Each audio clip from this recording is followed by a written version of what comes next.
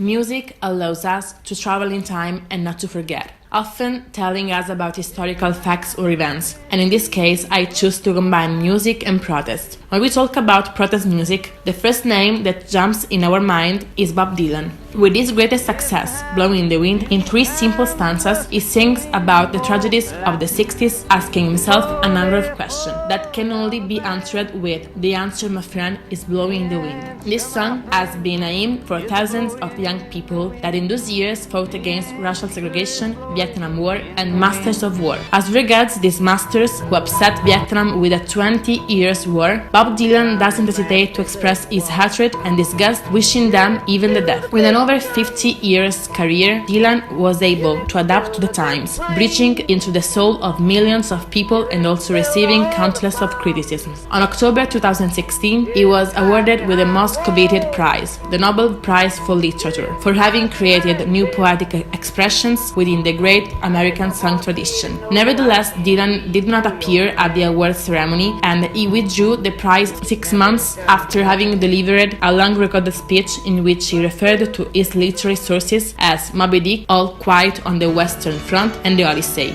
And if in America there was that terrible situation, in Italy, student protests of 1968, the bloodshed of Piazza Fontana, of Italicus, and many others are the background of that times. And in a situation like this, the Italian songwriter expresses hopes, anger, and pain through the music. A song known by people of every generation is Generale by Francesco De Gregori, a song whose keyword is authenticity and where nothing is invented. Indeed, he sings about his military service and that German and murdered night between the 18th and 19th June 1961, in which a lot of men died. After a first heartbreaking stanza that talks about soldiers' pain, the last 2 stanzas are characterized by increasing happiness, the joy of the one person who became aware of the fact that the enemy has escaped, is defeated, is beaten, and finally they can come back home. Another De Gregori's engaged song is Viva l'Italia, a succession of concepts in which the author tells about that robbed and hit in the hurt Italy, but that doesn't die and resists.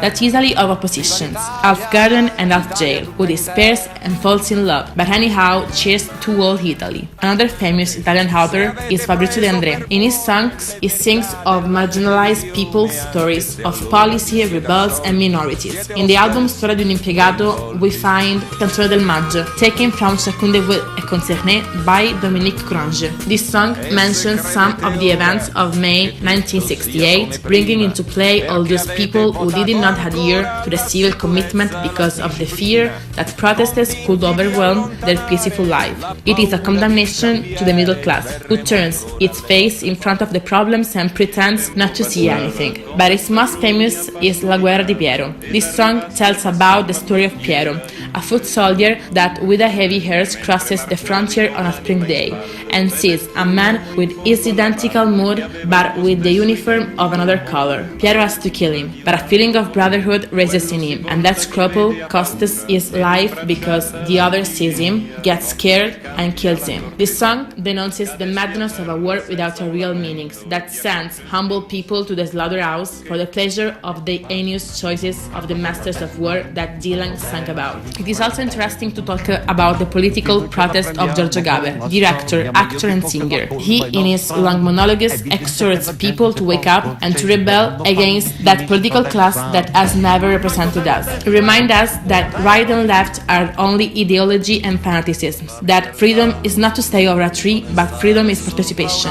Because if we don't take care of our country, nobody will do it for us, because for the other we are only spaghetti and mandolin. Analyzing Gaber's texts is interesting because today, 40 years after, they are still actual. From the 80s onward, there were a lot of bands and artists that sang protest music. The U2 are the only group in the world who has been able to boast a long career of 4 decades, always maintaining its original formation. They show their social commitment with their 3rd album, War, in which it is contained the famous Sunday Bloody Sunday, which is based on facts that actually happened in 1972 when the English army opened fire during a Pacific manifestation in Derry, Northern Ireland, killing 14 persons.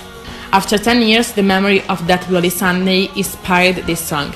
That more than a protest song is an alarm shout for that scary social and political reality. This reality is manifested also in seconds, but in this case it is endangered by the atomic threat, because at that point it was reasonable to think that crazy people had taken possession of the madhouse, so it takes a second to say goodbye. Moreover, the U2 sang about problems concerning Central and South America, where people live every day with shotgun, talking about the other face of America, describing its dark side, and explaining how America was the land of paradoxes, where everything is beautiful and horrible at the same time. The grim Irish reality is sung also by Cranberries in Zombie. It is a song dedicated to violence and inhumanity, referring to zombies. There are those who don't see and are now addicted like the living dead. The senseless violence with another mother's breaking heart is taking over. The scenes on the video alternate daily life scenes typical of British military and scenes of children playing war with wooden swords. The most interesting thing of this song is the music, because of the drum that simulates shotguns and the guitar that simulates shouts. John Lennon was too many things for too many people. A poet, a rocker, a leader, a troublemaker, a father, a husband, a man. Growing up, to me, he was a hero. Kevin Spacey talks about John Lennon in this way: an internationally renowned artist that everyone remembers for Imagine. I aim to peace, with images of peace and brotherhood, where the author creates an ideal world without hatred, without nations that divide people and cultures, that there is no more greed or hunger, no more to kill or die for, and that there is only brotherhood of man. But all these authors took their inspiration from the real engaged artists, receiving the influence of the big French chansonniers Léo Ferré, Jacques Brel, and Georges Brassens. These authors probably were less known to the Italian public, but in French they had a lot of success. They sang about the rejected of death penalty, the figure of middle class, anarchy, and thanks to these big authors, in the last few years, artistically speaking, an extraordinary Belgian artist was born, Stromae. He made the whole world dance, denouncing his problems and mixing three different cultures: the African, pop, and club music. His texts talk about significant themes such as HIV, cancer, austerity, alcoholism, homophobia, and much more. His style is rap and hip-hop. It is indeed interesting to analyze his wordplay in his texts, because he hits politicians in a veiled and ironic manner. Unfortunately, he is not so well-done artist by non-French-speaking speaker, but he is a musical phenomenon.